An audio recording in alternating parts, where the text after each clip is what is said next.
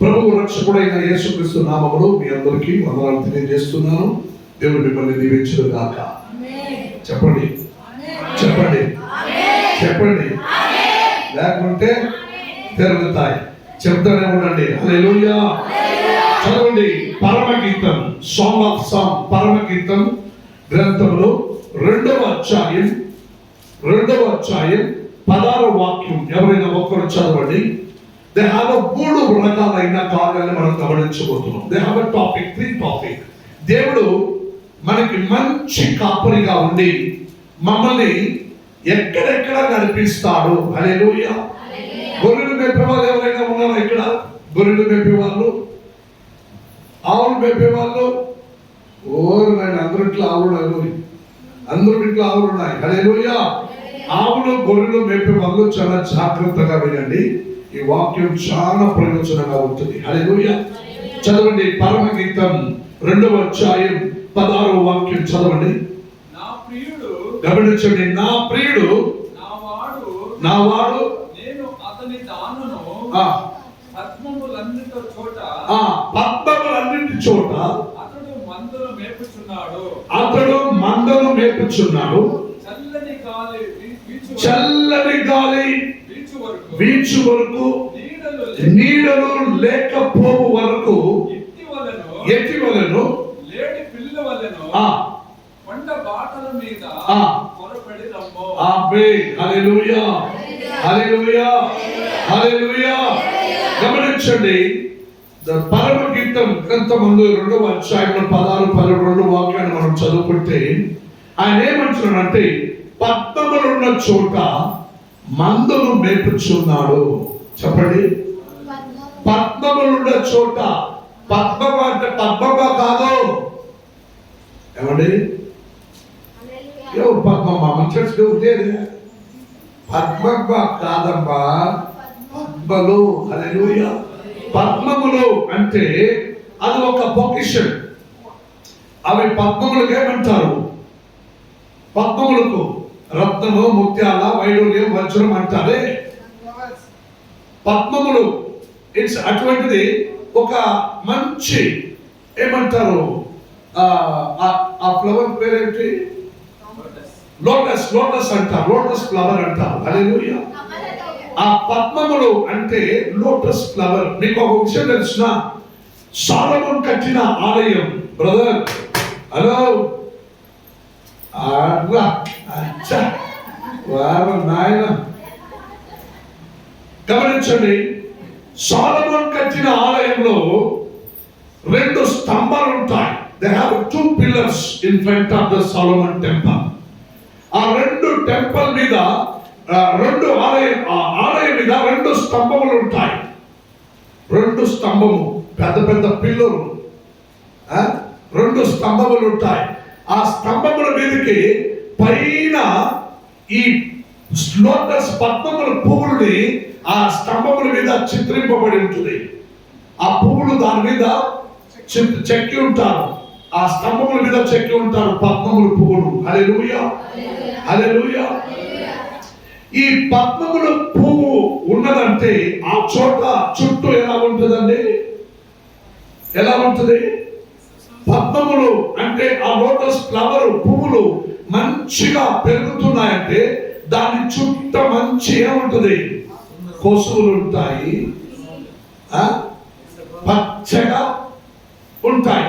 అవన్నీ అలా ఉంటేనే ఆ లోటస్ ఫ్లవర్, ఆ పద్మపు పువ్వు చుట్టూ ఏముంటుందండి? ఏముంటుంది? మీకు తెలిసిన లోటస్ ఫ్లవర్ వచ్చి ఎక్కడ వస్తుంది? ఆ నీళ్ళ తొట్టిలో ఒక చెత్త మాదిరిగా చూసాక అడుగు పెట్టకి చేయి పెట్టకి ఈనగా ఉంటుంది.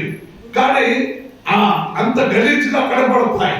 కానీ అందులో ఒక అందమైన పువ్వులు తల ఎత్తుకుంటూ ఉంటుంది. హల్లెలూయా. దానికి నూనె కూడా పేరు పెట్టారు, సన్ఫ్లవర్. రైట్? ఏమో పువ్వులు, ఆ పువ్వులు కూడా పెట్టారు కదా.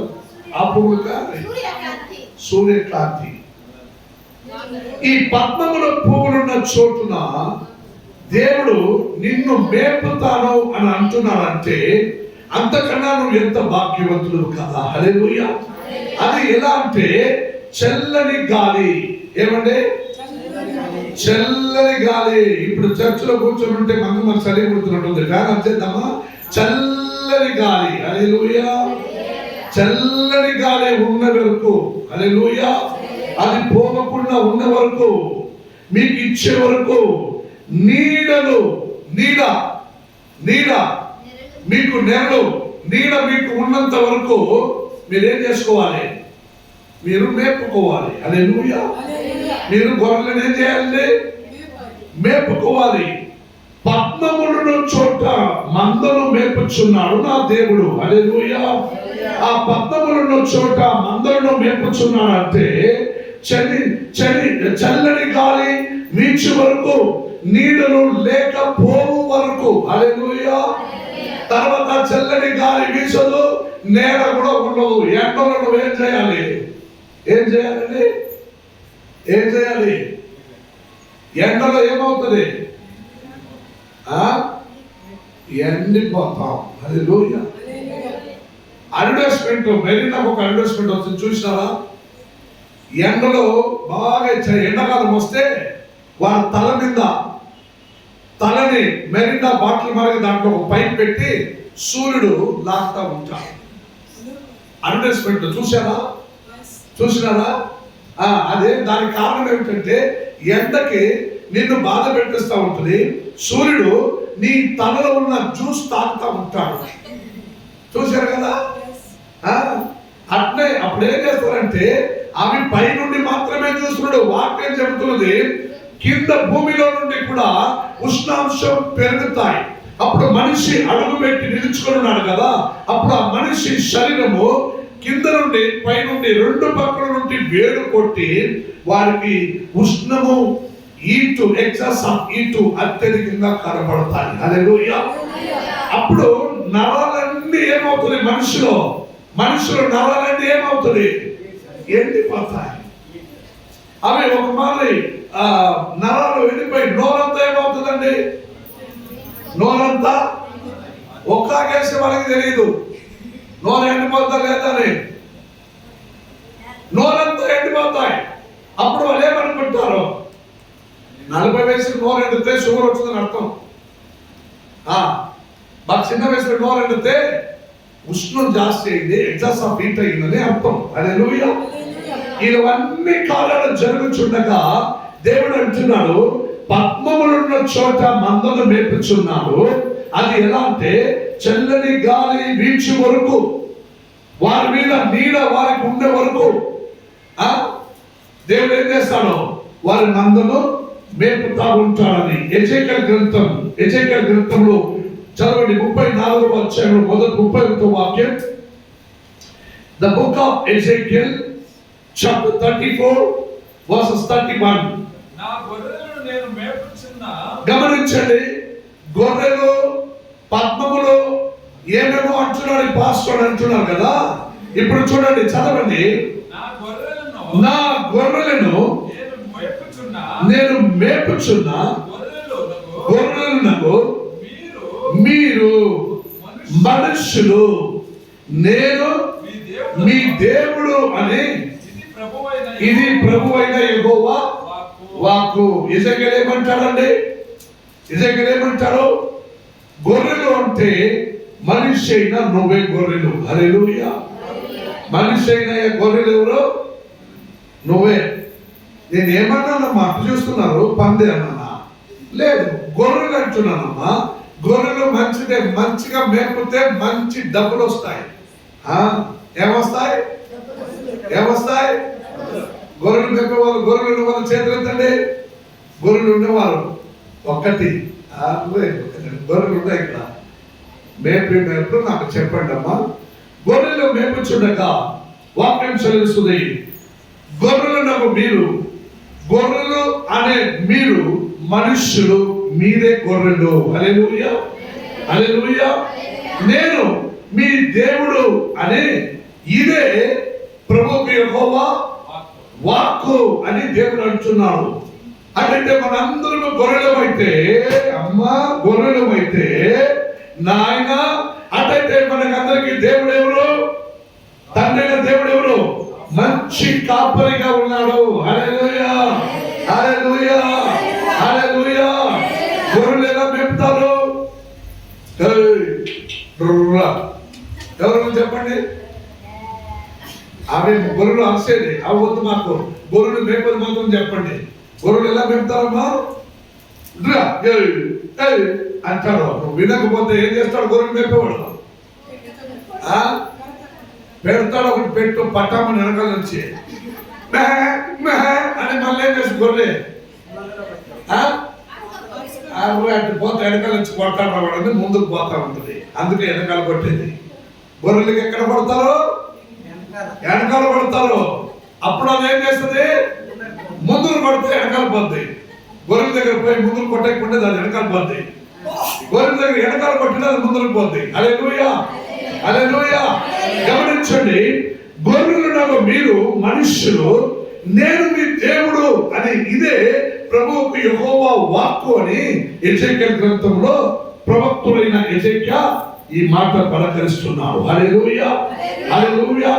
కీర్తన గ్రంథంలో, కీర్తన గ్రంథం 71వ అధ్యాయానికి రాండి. 71వ అధ్యాయానికి రాని కీర్తన గ్రంథం చదవండి. 1 నుండి 3 వాక్యం, ఒక్కొక్క వాక్యం చదవండి. యెహోవా, నేను నీ శరణు చొచ్చి ఉన్నాను, నేనెన్నడూ సిగ్గపడనీయకుము. నీ నీతిని బట్టి నన్ను తప్పింపుము, నన్ను విడిపింపుము, నీ చెవి యొక్కి నన్ను రక్షింపుము. ఇలా 71 1 2 3. యెహోవా, నేను నీ శరణు చొచ్చి ఉన్నాను, నన్నెన్నడూ సిగ్గపడనీయకుము, నీ నీతిని బట్టి నన్ను తప్పింపుము, నన్ను విడిపింపుము, నీ చెవి యొక్కి నన్ను రక్షింపుము. నేను నిత్యము చొచ్చునట్లు నాకు ఆశ్రయ దుర్గముగా ఉండుము. నా శైలము, నా దుర్గము నీవే.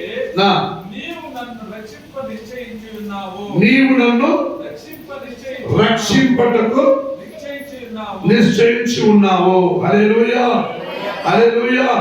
గమనించండి, నేనెన్నడూ సిగ్గుపడనీయకము, నీ నీతిని బట్టి నన్ను తప్పింపుము, నన్ను విడిపింపుము, నీ చెవి యొక్కి నన్ను రక్షింపుము. నేను నిత్యము చూచినట్లు నాకు ఆశ్రయ దుర్గమై ఉండుము. నా శైలము, నా దుర్గము నీవే. నీవు నన్ను రక్షింప నిశ్చయించి ఉన్నావు. హల్లెలూయా. నీవు నన్ను రక్షించడానికి నిశ్చయించి ఉన్నావు అని నీ వాక్యం సెలవిస్తున్నది. హల్లెలూయా, హల్లెలూయా, హల్లెలూయా.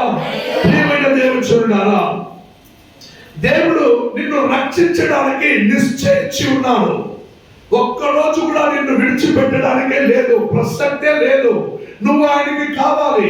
అందుకే మంగమ్మ, రంగమ్మ, గంగమ్మ, నారాయణమ్మ అందరినీ దేవుడు ఏం చేశాడు? ఏం చేశాడంటే ఏం చేశాడు? నువ్వు నా బిడ్డవని చెప్పి నిన్ను దేవుడు ఆదుకున్నాడు. హల్లెలూయా, హల్లెలూయా. నిన్ను రక్షించుటకు దేవుడు నిశ్చయించి ఉన్నాడు, తీర్మానం చేసుకున్నాడు. నిన్ను ఎలాగైనా రక్షించిన తోడుగా పెట్టుకోవాలని. హల్లెలూయా, హల్లెలూయా.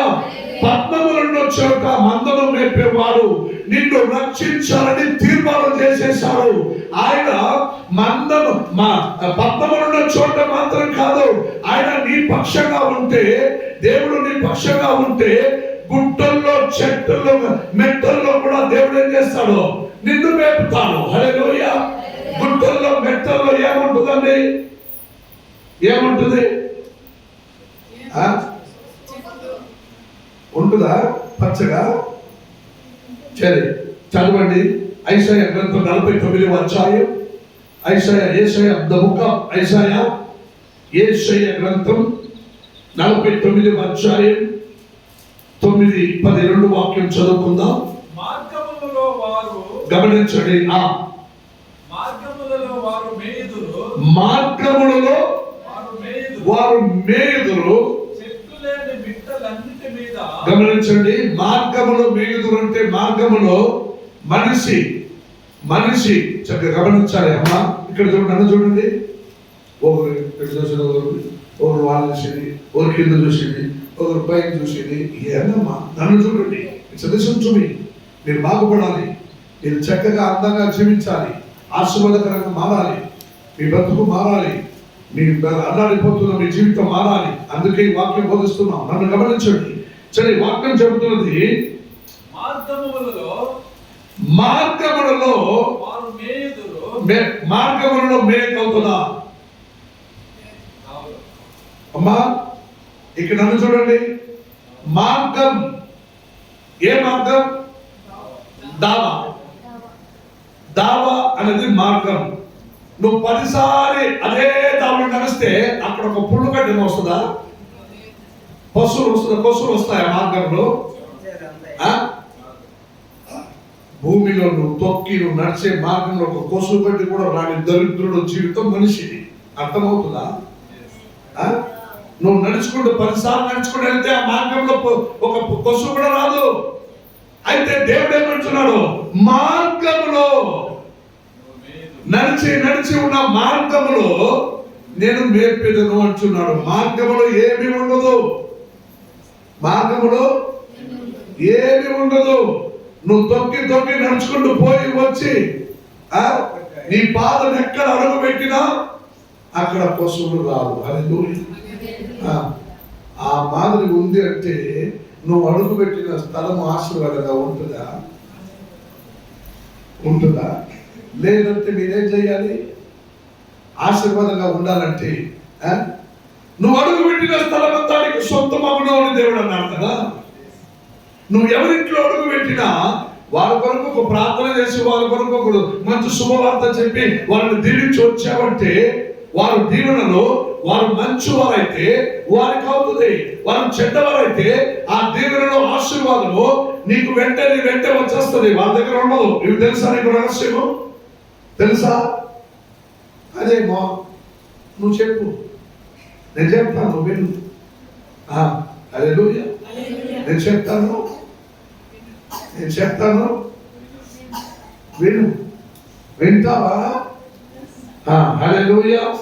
గమనించండి, వాక్యం చదివిస్తున్నది మార్గంలో నేను నిన్ను మేపుదను అంటే మార్గంలో ఏమి ఉండదు, అయినా నేను మేపుతున్నాను. చదవండి పైకి. ఏమి లేని, ఒక్క చెట్టు కూడా లేని మిట్టల మీద, మిట్టలన్నిటి మీద ఏమి కలుగును? అదేలా సాధ్యం? How is possible to providing a whole every day for food for you? ఎలా మీకు భోజనం ఇవ్వగలుగుతుంది? చెప్పండి అమ్మా, చెప్పండి అయ్యా, మీరు చెప్పండి. నువ్వు 10 సార్లు నడిచే మార్గంలో ఒక పశువు కూడా రాదు. ఆ మార్గంలోనే గొర్రెలు కట్టి పెడతావా? తినదు. అదేమనకు చెట్టలు లేని మెట్టలన్నిటిలో నీకు ఎలా కలగదు? ఇది సాధ్యమా? నీకు సాధ్యమా? మనిషికి అసాధ్యము, కానీ నా దేవునికి సాధ్యము. హల్లెలూయా, హల్లెలూయా. నేను ఒకరోజు అన్నాను కదా, ఆవులు కింద చూసుకుంటూ తింటా ఉంటుంది, తినుకునే అక్కడ చూస్తుంది. ఇట్లా నువ్వు మాదిరిగా ఇట్లా చూడదు, మనిషి మాదిరిగా ఇట్లా తినుకొని అట్టు చూస్తే అక్కడ పచ్చగా కనిపిస్తుంది. ఏం చేస్తున్నావు? అక్కడికి వస్తాయి. తినుకునే దేక్కుని అక్కడికి వస్తాయి. వచ్చిందే తోక అల్లాడించుకుంటూ ఇటు తిరుగుతాయి. తిరిగి అక్కడి నుంచి మేర్చుకుంటూ ఏం చేస్తుంది? ఇక్కడికి చూస్తుంది. అప్పుడు అక్కడి నుంచి ఇటు చూస్తే ఏమవుతుందండి? ఇక్కడ పచ్చగా కనిపిస్తాయి. ఉండే కొంచెం. అప్పుడు మళ్ళీ అక్కడి నుంచి మేపుకుంటూ ఆవులు ఏం చేస్తుంది? ఇక్కడికి వస్తుంది. అందుకే కదా ఇక్కడ ఉన్న వాళ్ళని అక్కడికి, అక్కడ ఉన్న వాళ్ళని ఇక్కడికి దేవుడు పడవలు తీసుకొని తిప్పినాడు. హల్లెలూయా. అందరికి రా, నేను చూపిస్తాను. మళ్ళీ అందరి నుండి ఇద్దరికి రా అని తీసుకుని వచ్చాడు. గత వారంలో చూసాం మార్క్ గ్రంథంలో ఇక అందరినీ పడవలు ఎక్కడికి తీసుకెళ్ళాడు? అద్దరికి తీసుకెళ్ళాడు. మరి ఇదే ప్రకారం ఇంకొకసారి పేతురుడు అందరినీ కలిసి అద్దరికి తీసుకోపోయినా మళ్ళీ అద్దరి నుండి ఎక్కడికి వచ్చారు? ఇద్దరికి వచ్చారు. అప్పుడు ఏం చేశాడు దేవుడు, మీరందరూ పోండి, మెల్లగా పోతా ఉండండి, నేను వస్తాను. అందరూ పడవలు ఎక్కిండ్రు, చిన్నగా పోతా ఉన్నారు. నిద్ర వస్తే కళ్ళు మూసుకుంటున్నారు కదా, అట్లా వాళ్ళు కూడా నిదానంగా అట్లే కళ్ళు మూసుకుంటూ తూగుతా ఉన్నారు పడవలు అందరూ. హల్లెలూయా. నేను చూపించింది ఎద్దుల బండిలు పోయినట్టు, అది పడవ కొంచెం అల్లాడి ఉంటుంది. అప్పుడు యేసు నేల మీద నడుచుకుంటూ వచ్చాడు. నేను పోటీ వస్తానన్నాడు. ఎట్టో వస్తాడు మనం పోయినాక, ఎట్టో ఒకటి వస్తాడు. పదాలి ఇంట్లో భార్య పిల్లలు వదిలి వచ్చామని అందరూ వచ్చారు. యేసు ప్రభు నేల మీద నడుచుకుంటూ వచ్చాడు. హల్లెలూయా. ఆయన నడిచిన స్థలము 20 కిలోమీటర్లు. ఎట్లుంటది? 20 కిలోమీటర్లు, 10 కిలోమీటర్లు ఎడము, 20 కిలోమీటర్లు పొడవు. హల్లెలూయా. ఆయన 20 కిలోమీటర్లు పొడవు నడుచుకొని వచ్చాడని వాక్యంలో వేద పండితులు చెప్పడం నేను చూసాం. 20 కిలోమీటర్లు పొడవు సముద్రంలో, 10 కిలోమీటర్లు ఎడము. ఆ మధ్యలో ఎందుకు ఈ మాట్లాడినట్టు అంటే, ఇప్పుడు కూడా ఆ ఇశ్రాయేలు దేశంలో, ఆ గలిలయ ప్రాంతంలో, ఆ సముద్రం మీద నడిచిన స్థలంలో నువ్వు పోయి పడినా నువ్వు మునిగిపోవు. హల్లెలూయా. ఆయన నేల మీద నడుచుకుంటూ వచ్చాడు. అక్కడ పేతురుడు చూసి, అమ్మో దయ్యం అన్నాడు. దయ్యం కాదు, రే బాబు నేనేరా, రే పేతురుడా నేనేరా. నువ్వే అయితే నువ్వు పని చెయ్యి, నీ మాదిరిగా నేను కూడా నేల మీద నడవాలి, నాకు చెయ్యన్నాడు. సరేరా దిగిరా అన్నాడు. దేవుడు దిగిరా అన్నాడు. అది ఎందుకు ఏం చేశాడు? దిగిండు ధైర్యంగా. దిగితే జ్ఞానం ఉంది గట్టిగా. ఓయమ్మ జ్ఞానం ఉంది గట్టిగా చెప్పింది. ఒక 2 అడుగులు నడుచుకుపోయాడు. హల్లెలూయా. ఒక 4 అడుగులు నడుచుకుని బత్త ఏం చేసిండు? వెనక్కి తిరిగి చూసిండు. అంటే తుఫాను గాలి వచ్చేవాళ్ళు యేసుక్రీస్తును చూచుకుంటూ నడిచే వరకు నేల మీద నడిచాడు. యేసు ప్రభుని చూడటం మానేసి ఇప్పుడు తిరిగి చూశాడు, మునిగిపోయాడు. హల్లెలూయా. సగం దాకా మునిగిపోయాడు. గమనించండి, ఎక్కడ దాకా? నేను చెప్పేదంతా చేయనప్పుడు నిద్ర రాదు. ఇక్కడ దాకా చేయి పెట్టండి. అమ్మ సంకలు చేయి పెట్టండి అందరూ. సగం అమ్మ అందరూ సంకలు చేయి పెట్టండి. Please do what I am doing, you please do. సంకలు చేయి పెట్టండి. ఇక్కడ దాకా మునిగిపోయాడు. హల్లెలూయా. చిన్న ప్రార్థన, గ్రంథంలోనే ఒక చిన్న ప్రార్థన పేతురుడు చేసినట్టు ఉంది. ఏమని? ప్రభువా రక్షించు. ఏమని? అందరూ చెప్పండి, ప్రభువా రక్షించు, ప్రభువా ప్రభువా ప్రభువా రక్షించు. యేసు ఏం చేశాడు? వెంటనే చేపట్టి లాగాడు అర్థంలోనే. హల్లెలూయా. అందుకే నీకు కావాలంటే ఇప్పుడు కూడా ఆ దేశంలోకి వెళ్ళి ఆ సముద్రంలో దూకి చూడు. అలా కావాలంటే సగం సంఖ వరకే, నడం వరకే నీళ్ళు మునుగుతాయి, మిగిలిందే తేలుతాయి సముద్రంలో. It's a beautiful miracle. Hallelujah. అది అప్పుడు గత 21 శతమానాలకు ముందు కాదు, ఈ రోజు నువ్వు పోయి మునిగి చూడు. హల్లెలూయా. ఎటువంటి బరువు వస్తువు వేసినా నేలలో తేలుతాయి. అక్కడ దాన్ని దాటి బార్డర్ వేసినారు. అక్కడ ఇంతకింత బార్డర్ వేసినారు. దాన్ని దాటి ఏమైనా ఆపకపోయి దుమికావనుకో నేరుగా పోతావు లోపలికి. హల్లెలూయా. ఎక్కడికి పోతావు? చెప్పండి, ఎక్కడికి పోతావు?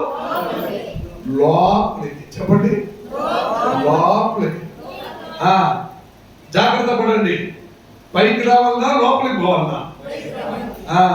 హల్లెలూయా. సో వాక్యం చదివిస్తుంది. దేవుని వాక్యం ఈ విధంగా చెప్పినది. చదవండి, పైకి ఉన్న వాక్యం చదవండి.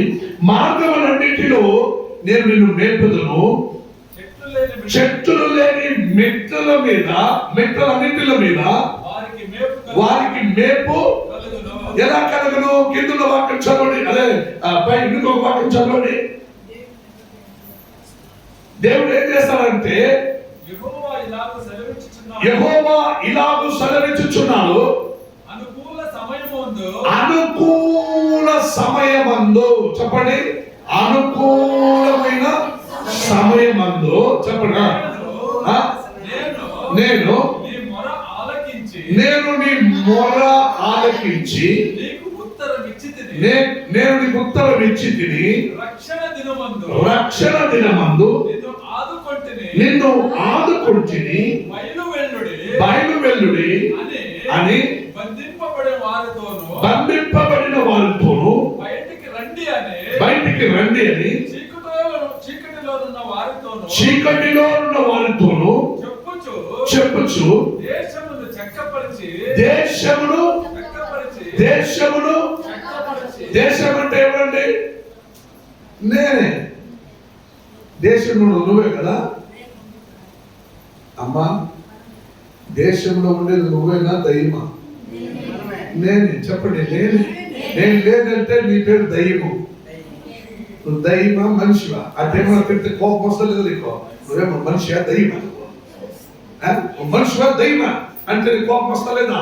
నేను ప్రేమతో అడుగుతున్నాను, నువ్వు మనిషివా దయ్యమా? హల్లెలూయా. దయ్యం అయితే నువ్వు లోకంలో ఉండేవాడు కాదు. నువ్వు మనిషి అయితే దేశములు దేశ నివాసి ప్రజలుగా ఉండేవాడు. హల్లెలూయా, హల్లెలూయా. చదవండి బైబిల్ వాక్యం. చీకటిలో ఉన్న వారి దగ్గరికి చెప్పుచు దేశమును చక్కపరచుచు పాడైన స్వాస్థ్యములను మంచి పెట్టుటకై నిన్ను కాపాడి ప్రజలకు నిబంధనగా నియమించితిని. ఆమేన్. హల్లెలూయా, హల్లెలూయా. గమనించండి, ప్రజలకు ఏమని నియమించాడు? నిబంధనగా నియమించాడు. ఆ ప్రజల మధ్యలో నిబంధనగా నియమింపబడడానికి మధ్యలో మీకోసం ఒకరిని ఎవరిని పెట్టారు? ఎవరిని పెట్టారండి? మీ ఏరియా కౌన్సిలర్ని పెట్టారా? మీ పట్టణంలో ఎమ్మెల్యేలు పెట్టారా? ఎవరిని పెట్టారు? ఒక సేవకుడిని పెట్టారండి. ఈ సేవకుడు పెట్టారు. గొప్పగా చెప్పరాదో చెప్పండి. నా కొరకు ఒక సేవకుడు పెట్టారు. లేదు, ఈ నల్ల మొక్కమోటిని సేవకుడుగా మీరు అంగీకరించరా? అమ్మా, నా అమ్మ చూడకండి, నేను కొంచెం అటు ఉంటా, మనిషి కదా, నాకు రెక్కలు లేవు. హల్లెలూయా. కానీ దేవుని ప్రతినిధిగా ఇక్కడ నిలిచి ఉన్నాను. హల్లెలూయా. దేవుని ప్రతినిధిగా ఇక్కడ నిలబడినాక నువ్వు టేప్ పెట్టుకుని వచ్చి అలత పెట్టొద్దు. పాస్టర్ ముక్కితుంది, నల్లగా ఉన్నాడు, గిత్తగా ఉన్నాడు, పొడవుగా ఉన్నాడు, లావుగా ఉన్నాడు. ఎంతమంది చెప్పారు నాకు తెలియదు, కానీ నేను లావున్నానని. సన్నగా ఉన్నాడు. ఈ మెజర్మెంట్ లెక్కాచారం నీకు అవసరం అనవసరం. ఇక్కడ ప్రతినిధిగా నిలబెట్టిన దైవ సేవకుడి గురించి నీవు లెక్క పెట్టడం అదే అనవసరం. నిలబెట్టినది ప్రతినిధిగా నా దేవుడు, నన్ను, నువ్వు కాదు. హల్లెలూయా. దేవుడు ప్రతినిధిగా దైవ సేవకుడుగా ఇక్కడ ఒక్కడిని నిలబెడతాడంటే అది దేవుడికి ఆయనకు ఉన్న లెక్క చాలా సంబంధం. లెక్క పెట్టడానికి నీకు నాకు అనుమతి లేదు. హల్లెలూయా. అందుకే ఇక్కడ వాక్యం సెలవిస్తున్నది. మీరు ఐసాయా గ్రంథంలో 9:10 వాక్యం చదవండి. 49 చాప్టర్ 49 లో 10వ వాక్యం చదవండి. వారి యందు కరుణించువాడు వారిని తోడుకొని పోవచ్చు. నీతి బుగ్గల యొద్ద వారిని నడిపించును. కాబట్టి వారికి ఆకలి అయినను. గమనించండి, ఈ మాట చాలా శ్రద్ధగా గమనించాలి. వారికి ఆకలి అయినను. గమనించండి, ఎక్కడ మేపుతామన్నాడు? ఎక్కడ మార్గం మధ్యలో నువ్వు నడుచుకుంటూ 10 సార్లు తిరిగావే మార్గము, అక్కడ పుండు కూడా రాదు. ఆ మార్గంలో మేపుతానని దేవుడు అన్నాడు. రెండోది, చెట్టులు లేని మెట్టలన్నిటిలో నేను నిన్ను మేపుదును అన్నాడు. ఎలా మేపుదుడు?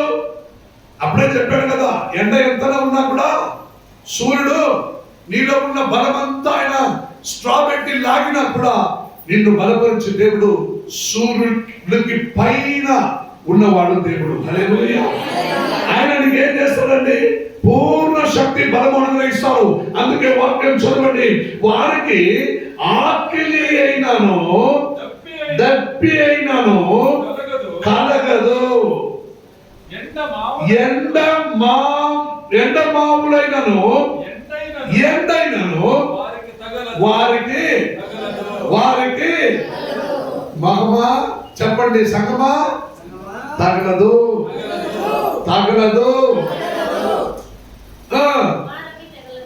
ఎవరికి? వారికి తగలదు. నీకు తగలదా? వారికి అంటుడు నాకు తగలదు, నాకు తగలదు. తగిలితే తెలుస్తుంది. హల్లెలూయా. తగిలితే అందుకే వాక్యం చెప్తున్నది, ఎండమావులైనను ఎండైనను వారికి తగలదు. హల్లెలూయా, హల్లెలూయా. ఎండమామ చెప్పండి. ఎండమావ ఎండమావులైనను చెప్పండి. ఎండమావులైనను ఎలామా మీరు ఎందుకు లేచి మోకరిస్తున్నారు? అయిపోయిందనా? అబ్బా, ఈరోజు వదిలే ప్రసక్తి లేదు. కూర్చోండి. ఎండమావులైనను ఎండైనను వారికి కలగదు, తగలదు. హల్లెలూయా. ఎండమావులైనను ఎండైనను నీకు తగలకుండా ఉంటే నీకు దెప్పి కలుగుతుందా? దాగమవుతుందా? దాగం గురించి మాట్లాడుతుండనే ఒక ఇద్దరికి దాగం కలిగి నీళ్లు తాగాలని లేచి నిలిచారు. హల్లెలూయా. దాగమున్నా కూడా మొదలు వాక్యమును విను. దాగము లేక దెప్పి లేక దేవుడు ఈ రోజు నిన్ను హల్లెలూయా, హల్లెలూయా, హల్లెలూయా. ఎండమావులైనను ఎండైనను వారికి కాదు, నీకు నాకు తగలదు. చెప్పండి. నాకు తగలదు. తగిలితే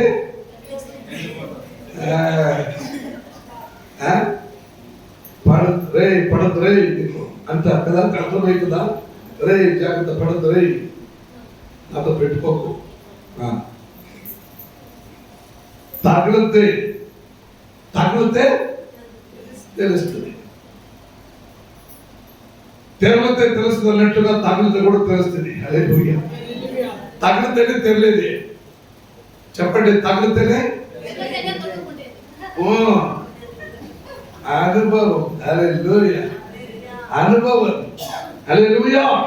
సో మూడవ కార్యం, సంఘములో సేవకులను కాపరిగా ఉంచిన దేవుడు. హల్లెలూయా. గమనించండి. కీర్తన గ్రంథం 34వ అధ్యాయానికి రండి. కీర్తన గ్రంథం 34వ అధ్యాయానికి రండి. 1వ వాక్యం మొదలు ఎవరైనా చదవండి. మొదటి వాక్యం. గమనించండి. నేనెల్లప్పుడూ యెహోవాను సన్నిధించెదను,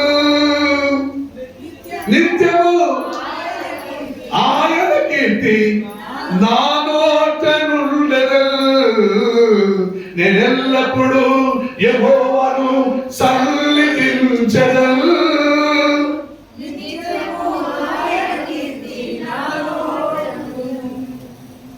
నా నోట్లో ఎందుకు చెప్తారంటే నీ నోట్లో పెట్టుకోవాలి. హల్లెలూయా.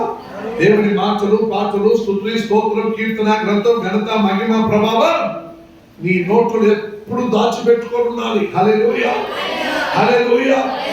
అలా వదిలిపెట్టి నీవు దుష్టుడుగా మారి నీవు పెట్టుకొని అలత పెట్టి ఎవరి గురించి నువ్వేమి మాట్లాడకూడదు. హల్లెలూయా. అందుకే దేవుడు ప్రతినిధిగా మీకు ఒక దైవ దాసుడిని భూమి మీద పెట్టి ఉన్నాడు. హల్లెలూయా, హల్లెలూయా. బెంగళూరు పట్టణంలో ఒక సంఘము, నాకు తెలిసిన ఒక సంఘము, పేరు ఊరు చెప్పకూడదు, ఒక తెలిసిన సంఘము, ఆ దైవ సేవకుడు చాలా చక్కటి సేవ నడిపించాడు. ఏం చేశాడండి? చక్కగా సేవ చేశాడు. అన్ని బాగా సంఘాలు కట్టబడినాయి. బాగా కాంపౌండ్ వేసి చెట్టులు నాటి బాగా సేవ మొదలుకున్నాడు. పెద్ద సేవగా మారుతూ వచ్చింది. ఏం చేశాడండి? ఏం చేశాడు?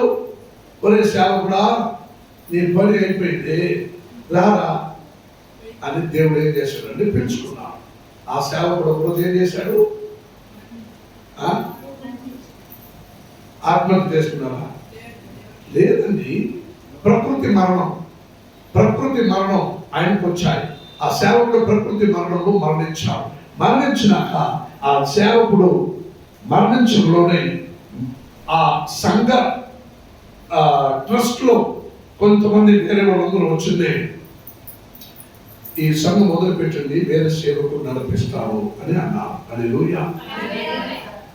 అప్పుడు ఆ పాస్టర్ గారు ఏం చేశారంటే ఆ సేవని నేను వదిలిపెట్టలేనయ్యా, నా మొగుడున్నంత కాలం నేను సేవ చేశానయ్యా, నా మొగుడు చచ్చిపోయినాడు పాస్టర్ గారు, నేనుండి సేవ నడిపిస్తానయ్యా.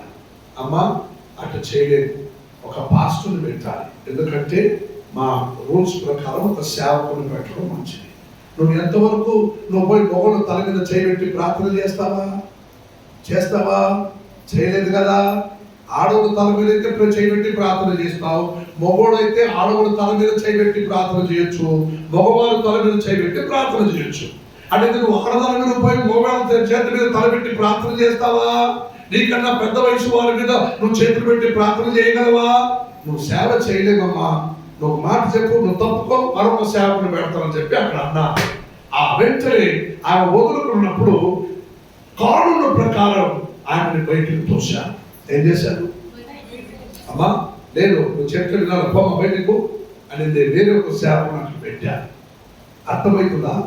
అప్పుడు అక్కడ జరిగిన కార్యం ఏమిటంటే ఆ చుట్టూ వైపు ఉన్న సేవకులు, విశ్వాసులు, సేవకులు అందరూ కలిశారు. ఇదే న్యాయం.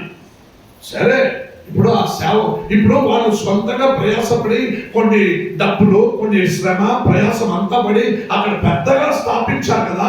ఇప్పుడు ఆయన మరణించాక ఇప్పుడు ఏం చేయాలంటే ఆ సేవకుడు చేసిన తప్పేమిటంటే ఆ సేవకుడు చేసిన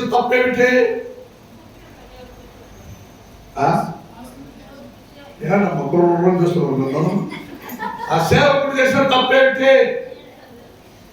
ధైర్యంగా చెప్పండి, పర్వాలేదు. సేవకుడు తప్పు చేసిన కూడా చెప్పొచ్చు, కానీ సేవకుడు చేసిన తప్పేమిటి?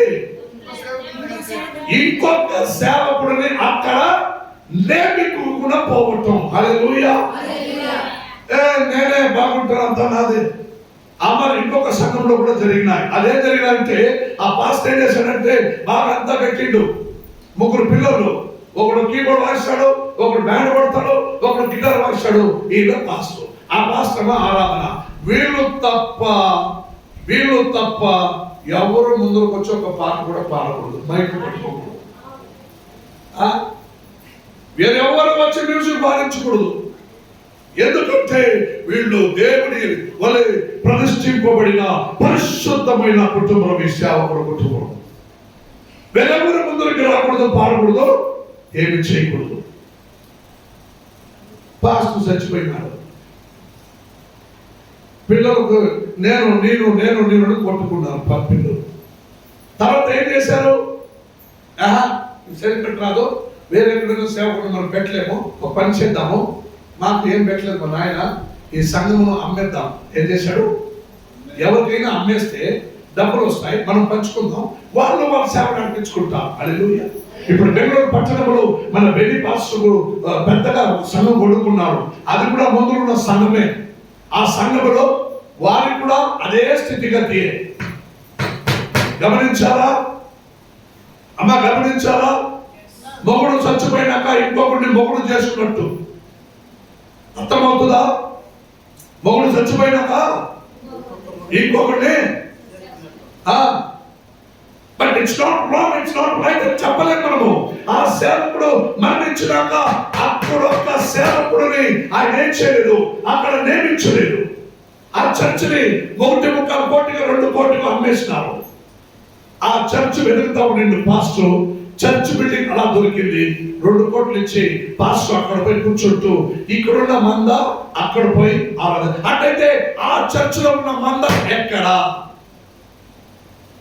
ఆ చర్చిలో ఉన్న పాస్టర్ ఎక్కడ? మంద ఎక్కడ? ఎక్కడ పోయిండ్రు? ఎక్కడ పోయినండి? దీని తప్పు ఎవరిది?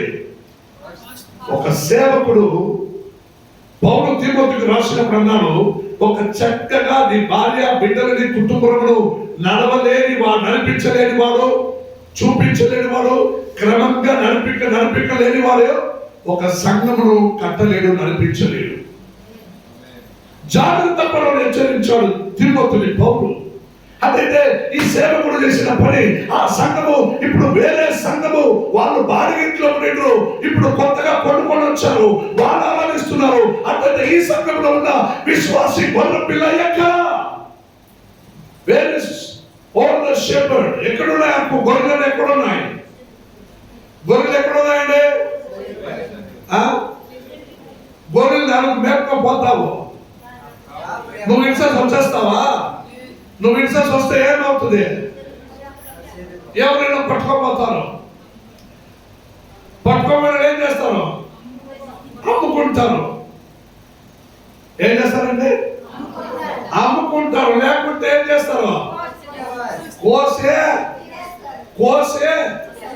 ఉప్పు కారం పెడతారు. హల్లెలూయా. జాగ్రత్త. నువ్వు గొర్రె పిల్లవని అప్పుడు ఎజేకియలు చెప్పినాడు. నువ్వు గొర్రె పిల్లవని అప్పుడు ఎజేకియలు చెప్పినాడు. నువ్వు తప్పిపోయినావంటూ మందలు విడిచి చెదిరి వేరే ఎవరి చేతికి దొరికితే నిన్ను అమ్మేస్తారు. అంటే నువ్వు అపవాది చేతులను, లోకరీతిగా దుష్టుడు చేతులను దొరికిపోతే కోసి కారం ఉప్పు పొడి పెడతాడు, లేదా నిన్ను అమ్మేస్తాడు. హల్లెలూయా. నరకానికి అమ్మేస్తాడు. It's a fact. హల్లెలూయా. ఇటువంటి సిచ్యువేషన్లు ఎటువంటి సంఘములో రాకూడదు, రానివ్వకూడదు. హల్లెలూయా. అందుకే నేను ఉన్నాను, నాకు చిన్న వయస్సు, నేను బాగున్నాను అని బట్టి, ఓహో నేను చిన్న వయసు, నన్ను చూడొద్దు, నాకు పెద్ద వయసే. నువ్వు చూస్తే అట్టే ఉంది, నీకు చిన్న వయసా అని. సుబ్రహ్మణ్యపురం చూస్తే నీకు చిన్న వయసా అని చూసుకుంటుంది. నేను అట్లా చెప్పలా. నాకు వయస్సున్నా లేకపోయినా, చిన్నోడైనా పెద్దోడైనా, దేవుడు ప్రతినిధిగా నియమింపబడిన తర్వాత ఈ బలిపీఠం ఎందుకో, నేను బలిపీఠంలో ప్రతినిధిగా నన్ను నిలబెట్టాలంటే నా సాగు నాకు వచ్చినా నేను బలిపీఠము కింద అదో నేను విశ్రాంతి కలగజేయబోతున్నాను. నువ్వు ప్రకటన గ్రంథం 6వ అధ్యాయంలో చదివితే అప్పుడున్న వాళ్ళు ఏకేకలేశారంటే ఒకసారి చదవండి. 6వ అధ్యాయంలో, ప్రకటన గ్రంథం 6వ అధ్యాయంలో దైవ సేవకుడుగా సేవ చేసిన వాళ్ళందరూ, తెల్ల వస్త్రం ధరించిన వాళ్ళందరూ మరణించినాక, చావబడినాక, చంపబడిన తర్వాత వాళ్ళు ఎక్కడ ఉన్నారో చూడండి. 6వ అధ్యాయానికి రాండి.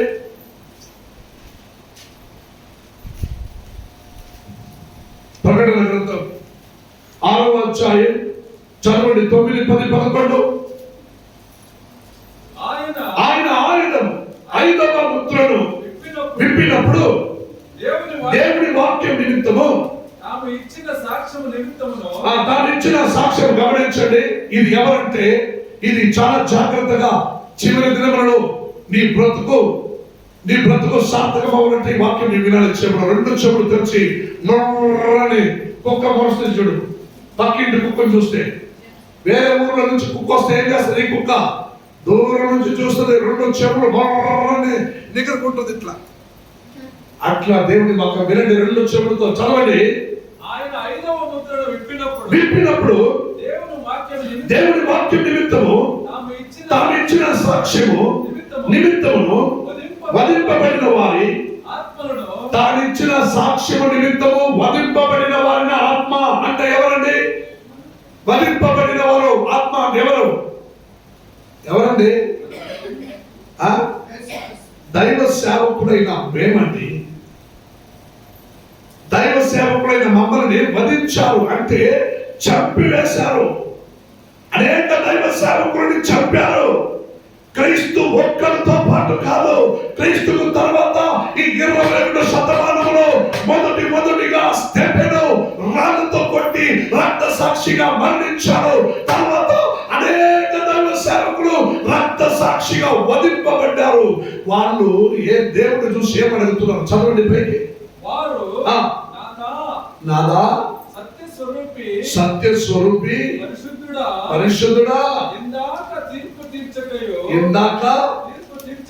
తీర్పు తీర్చటకయు రక్తము నిమిత్తము భూనివాసులకు ప్రతిదండన.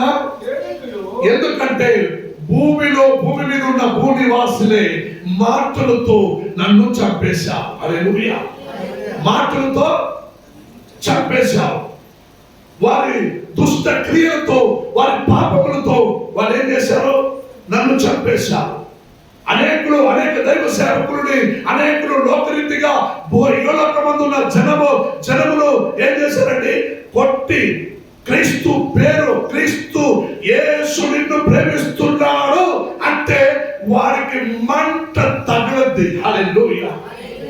వారికి ఏం తగలద్ది? మంట తగలద్ది. అబ్బా అంటే తెరలిద్ది. వాడు ఏం చేస్తారు? నా మీదే పడతారు. సేవకుడుగా నన్ను కొట్టి చంపుతారు. హల్లెలూయా. అలా చచ్చిపోయిన అనేక దైవ సేవకులు ఈ బలిపీఠం కింద నుండి, అయ్యా నాదా ప్రభు, ఇంత ఘోర నాకు అన్యాయం చేశారే, వాళ్ళకి ఇంకా ఎందుకయ్యా నువ్వు న్యాయం చేయలేదు అని అడిగినారా? బిగ్గరగా కేకలు వేశారు. నాదా ప్రభువా, ఎప్పటి వరకు నువ్వు న్యాయము చేయలేవా? అందుకు దేవుడు ఏమన్నాడండి? యేసయ్య ఏమన్నాడు? కింద వాక్యం, తెల్లని వస్త్రము వారిలో ప్రతివానికి. గమనించండి, ఇంకా కొందరికి తెల్లని వస్త్రము ఇయ్యబడను. ఎవరికి? ఇంకా కొందరు సేవకుల వదులు, ఇంకా కొందరు పాస్టర్ల వదులు, ఇంకా కొందరు పాస్టర్ల వదులు, ఇంకా కొందరు తెల్లని వస్త్రము ధరించుదురు. మరియు వారి వలనే. గమనించండి, ఆ తెల్లని వస్త్రం నీకు ఇస్తానంటే ఏం అర్థమో? లోకం నిన్ను చంపబోతుందని అర్థం. వస్తావా సేవకి వస్తావా? రానా? గంగెత్తి మరి తల ఊపిరదు. తింటావా అంటే కావాలంటే నాతో వస్తావంటే నేను రాను. తెల్లని వస్త్రము ధరించుకున్న వారిని చంపబడతారు. సేవకులు అంటే వారు చచ్చిపోయేకి వచ్చిన వాళ్ళు, బ్రతికేదానికి వచ్చిన వాళ్ళు కాదు. దేవుడు అంటున్నాడు, తెల్లని వస్త్రమును ధరించబడిన వారిలో కొందరిని, చదవండి, చంపబడబోవు వారి సహదాసుల యొక్కయు సహోదరుల యొక్కయు లెక్క. ఏమండి? చెప్పండి అమ్మా. లెక్క చెప్పండి. నీ లెక్క కాదమ్మా, దేవుడి లెక్క. చెప్పండి లెక్క. ఎక్క కాదు, లెక్క. లెక్కలు. లెక్క అంటే దేవుడు తప్పుగా లెక్క బాగా. లెక్కలు. సాగులో లెక్కలు. సాగులో చెప్పండి లెక్కలు. చదవండి లెక్కలు. లెక్క పూర్తి ఎగు వరకు ఇంకా కొంచెమే. ఇంకా కొంచెమా? కొంచెమేనా? చదవండి. ఇంకా కొంచెము కాలము విశ్రమించబడనని గమనించారా? అమ్మా, మీకోసం సేవ చేయాలని వచ్చిన వారైన మమ్మల్ని 208 ఇక్కడ కొట్టారు. మమ్మల్ని కొట్టి చంపాలని ప్రయాసపడ్డారు. మీకు తెలుసా? ఇద్దరికి తెలుసు, తెలియదు. ఇదే చర్చ్లో నన్ను కొట్టి రోడంతా లాగి ఇచ్చుకోపోయినాను. టాటా సుమోలో ఎక్కించుకున్నా, ముడుబాగు తీసుకెళ్ళా. ఇప్పుడు వైట్ బ్రిడ్జ్ ఉంది బైపాస్ లో, అక్కడ ఒక చిన్న మాన్లు గుడి రాళ్ళంతా పెట్టి నాటి గుడిగా పూజిస్తున్నాను. అక్కడ ఒక చిన్న మాన్ ఉంటే దాంట్లో నన్ను కట్టిండ్రు, దారి తీసుకుని కట్టిండ్రు. తర్వాత అన్ని రెమ్మలించుకుంటూ కొట్టిండ్రు, నన్ను కత్తి పెట్టి కొట్టిండ్రు. ఈయన ఎలాగైనా చంపేయాలని ఆలోచన చేశారు. ఏం చేశారమ్మా? ఆ కాలంలో కాదమ్మా, ఈ కాలంలో నీ ముందు నిలుచున్న నాకు ఇచ్చిన హింస ఇది. హల్లెలూయా. చంపేయాలని ప్లాన్స్ పడ్డారు. వారు వచ్చేసింది, జట్టు ఉన్న వాళ్ళందరూ పారిపోయినారు. ఏం చేశారు ఇప్పుడు అంటే, ఒరే అక్కడ ట్రక్ లారీ వస్తా ఉంది. అప్పుడు ఎప్పుడో ఒక బండి వచ్చిపోయేది, ఒక ట్రక్ వస్తా ఉంది. వీళ్ళు ఏం చేద్దాము? వెనకాల దొబ్బేద్దాము. నన్ను కట్టేసినారు, కొట్టినారు బాగా. నేను తల వంచుకుని ఉన్నాను. వాళ్ళు నాకు అంతగా కాన్స్టిట్యూషన్, నాకు అంతగా దిమాగ్ ఇది లేదు, నాకు జ్ఞానము లేదు కొంచెం. బట్ ఎక్కడో నన్ను, అరే బాబు చెప్పండి బాబు, అరే నా పేరు కాదమ్మా, ధైర్యము, ఎంత ధైర్యం మీకు. కొందరు చోట్ల ఒరే బాబు అని వేశారు. ఆంధ్రాలో ఒరే బాబు అని పిలుస్తారు, అర్థమవుతుందా? ఆంధ్రాలో పిలిచేది. ఇక్కడైనా కర్ణాటకలో పిలిచారు అమ్మ, ఓయ్ అమ్మ, ఓరే బాబు నన్ను పిలిచినట్టు కర్ణాటకలో ఎవరు పిలిచారు ఒరే బాబు అని అక్కడ పిలిచినట్టు నన్ను పిలిచినట్టు ఒక స్వరం నాకు, బాబు గుర్తుంది నాకు. వాళ్ళు మాట్లాడుతున్నారు, దొబ్బేద్దాం చచ్చిపోని. వాళ్ళు ఎవరైనా అడిగితే మనమందరూ ఎవరు పారిపోకూడదు, మనమందరూ పోయిందే సార్ ప్రార్థన చేసేకి వచ్చినాను, అందరూ క్రైస్తవులుగా మార్చేకి వచ్చాను, మేము పట్టుకుని పోతే భయపడిపోయి పారిపోయారు సార్, ఆ దీంట్లో చక్రంలో దొరికిపోయారు సార్, చచ్చిపోయారు సార్. అందరూ మనమే సాక్షిగా రాసిచ్చేస్తే వీడు చచ్చిపోతాడు, మన పని అయిపోతే అనుకున్నాను. అర్థమవుతుందా? కానీ ధర్మశాస్త్రమును ఎత్తుకుంటూ ఈ గ్రంథం మోసుకున్నానే, నాకు అప్పుడే తెలుసు నాకు సావు నిశ్చయమని. మా అమ్మ కడుపులో నుండి వచ్చినానే, అప్పుడు నేను తీసుకురాలేదు బైబిల్. మా అమ్మ కడుపులో నుండి వచ్చినాక తర్వాత కొన్ని కాలాలు నా చేతిలో కూడా కొన్ని బైబిల్ ఉంటుంది. హల్లెలూయా, అర్థం చేసుకోండి. నా చేతిలో కూడా ప్రైజ్లో స్తోత్రం నాయన దేవా ప్రభావం ఇది స్తోత్రం దేవా ఇది స్తోత్రం అంటున్నానంటే ఈడేడ పాపం మంచోడు అనుకుంటాను, ఏమి తెలియని అనుకుంటాను అనుకోకు. ఈడు చాలా చండాల మార్గంలో తిరిగి తిప్పుకొని వచ్చిన వాడు ఈడు కూడా. కానీ దేవుడు మార్చాడు. దేవుడు ఏం చేశాడండి? మార్చాడు. నాకు ఒక పెద్ద ఆపత్తు వచ్చింది, ఇక్కడి నుంచి పారిపోదాం అనుకున్నాను. పోయేవాడు ఊరికే పోకూడదు, ఒక అందమైన అమ్మాయి తోడగా తీసుకుని వెళ్ళి పారిపోదాం అనుకున్నాను. హల్లెలూయా. అప్పుడే పాస్టర్ గారు చూసినాను, నువ్వు నాతో వస్తావా? నేను రాను, నువ్వు రాలేదంటే మీ అప్పుడు చంపుతానని చాకు చూపించిన కత్తి. మా అప్పుడు ఏం చేయదు, నేను వస్తాను బా ఎలా అని అలా తోడుకొని వచ్చింది పాస్టర్ గారు. హల్లెలూయా.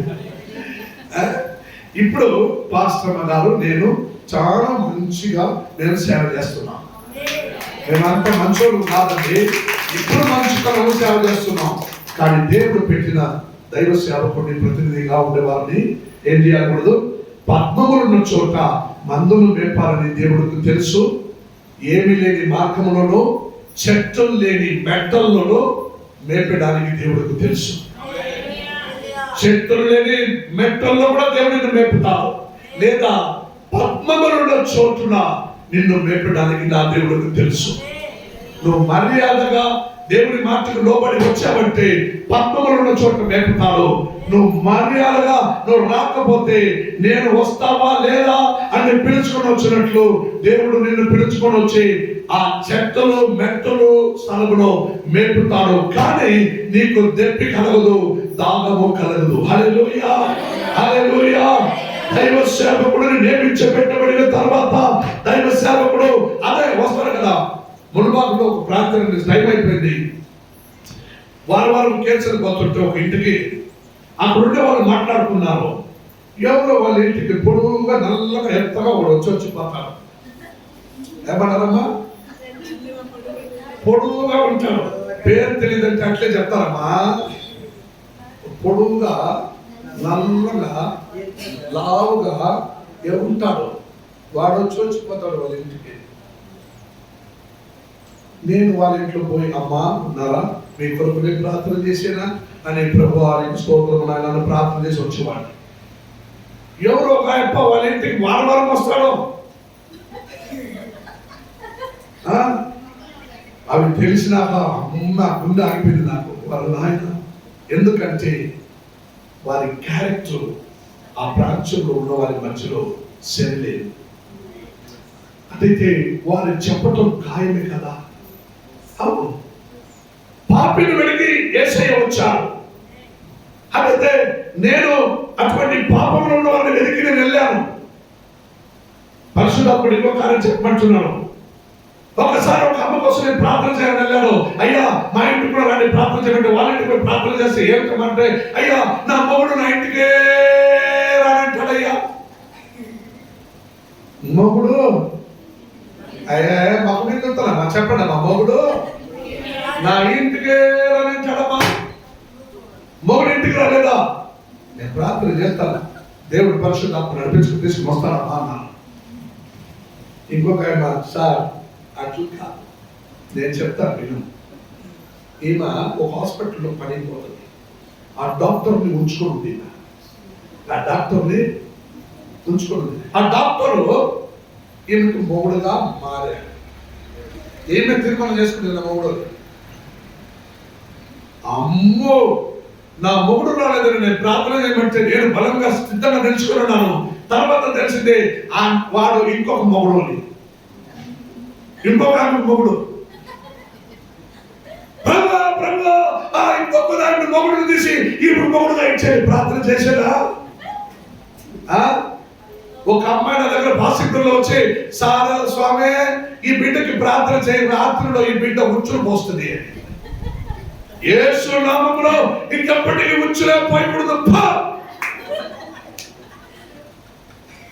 చెప్పొచ్చు ఏమిటండి? అది ప్రకృతి అండి. ఉచ్చులు పోయటం అది ప్రకృతి. దాన్ని నేను అది చెప్పి స్టాప్ చేస్తే ఆ ఉచ్చులు పోయకుండా పోతే ఆ బిడ్డ ఏమయ్యేది? ఏమేమిటికి ప్రేయర్ చేయమని బిడ్డల్ని తోడుగా దగ్గరికి తీసుకుని వస్తావో అమ్మా, అమ్మలారా అక్కలారా ఆలోచించుకోండి. ఒక్కసారి నేను ప్రార్థన చేస్తే రాదు. జాగ్రత్తగా ఉండండి. ప్రార్థన చేసినాను, ప్రభువా రాత్రిలో మాత్రం రాకూడదు, పగులంతా రాని. ఇంకా మళ్ళీ వాళ్ళు రాలేదు, రిపోర్ట్ నాకు రాలేదు. ఇంకా రాత్రిలో వాడు వచ్చి మోస్తాడో లేదో నాకు తెలియదు, కానీ నేను చేయాల్సిన ప్రార్థన చేశాను. దేవుడు గొప్పవాడు. హల్లెలూయా. మీ కొరకు దేన్ని బట్టి ప్రార్థించినా ఆ ప్రార్థన దేవుడు వింటాడు. దేవుడు అన్నాడు, నువ్వు ఆశీర్వదిస్తే అది నేను ఆశీర్వదిస్తాను, నువ్వు శపిస్తే నేను శపిస్తాను. దేశమంతటిలోని నీ కోసం ఒక దేవ సేవకుడి ఇక్కడ పెట్టాడంటే దేవుడు నిన్ను 11 చోట్ల నడిపిస్తాను, లేదా చెట్టులు లేని విత్తనుడు కూడా నడిపిస్తాను. కానీ నీవు మాత్రము పొడుగున్నాడు, ఎత్తున్నాడు, ఐతున్నాడు, లావున్నాడు, నల్లగున్నాడు, తెల్లగున్నాడని నువ్వేం చేయొద్దు, పైట్ కొట్టదు. హల్లెలూయా. కొడతావా పైట్? జాగ్రత్త. నేను ఇటువంటి వారైనా నా ఆత్మ నా దేవుడికి విలువైనది. నేను మరణిస్తే బలిపీఠము కింద నేను దాచిపెట్టి ఉంటాను. ఇదే బలిపీఠము కింద దేవుడిని దాచిపెట్టి ఉంటాడు. ఈ బలిపీఠము కింద నా ఆత్మ దాచిపెట్టడం కోసమే ఇంకొక బలిపీఠం కట్టబడింది. బలిపీఠం కట్టబడిందంటే అక్కడ ఒక దైవ సేవకుడిని పెట్టబడింది. వారు అక్కడ సచ్చిన మరొక ఒక సేవకుడు అక్కడ సాగడానికి సిద్ధమవ్వాలి, లేకుంటే అమ్ముకొని పోతాం. హల్లెలూయా. అప్పుడు భజన చేయాలి. ఎక్కడండి? ఎక్కడ చేయాలి? భజన మందిరంలో, వేరే చోటు. జాగ్రత్త పడు. దేవుడు 12 చోట్లను నడిపించి దేవుడు సిద్ధంగా ఉన్నాడు. నమ్మిన వారు లేచి నిలబడండి. మీ కొరకు నేను ప్రార్థన చేస్తాను. Thank you. అందరూ లేచి నిలబడండి. అందరూ లేచి నిలబడండి.